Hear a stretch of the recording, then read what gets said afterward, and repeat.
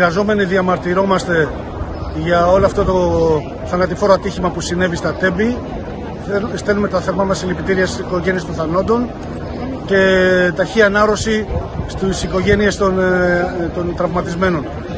Λέμε το σύνθημα «Ποτέ ξανά ατύχημα» στις μεταφορές της Ελλάδος, αστικές μεταφορές και υπεραστικές.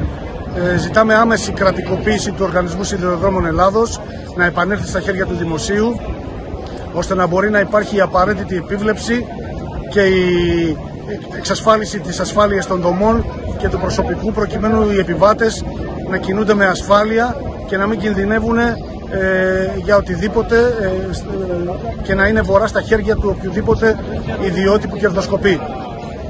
Εμείς εδώ στο μετρό έχουμε τεράστια προβλήματα που προκύπτουν από έλλειψη προσωπικού, τεχνίτες, οδηγούς, σταθμάρχες, ελεγκτές, εκδότες εισιτηρίων. Έχουμε τεράστιο πρόβλημα σε έλλειψη τρένων, φωνάζουμε χρόνια για ανταλλακτικά και νέα τρένα. Καλούμε την κυβέρνηση να σκύψει πάνω από το πρόβλημα και να το αντιμετωπίσει άμεσα με σοβαρότητα. Στο επόμενο διάστημα, αν δεν λυθούν τα προβλήματα, τα συνδικάτα μας είναι διατεθειμένα να αγωνιστούν στην κατεύθυνση των όσων προβλημάτων αναφέραμε πριν.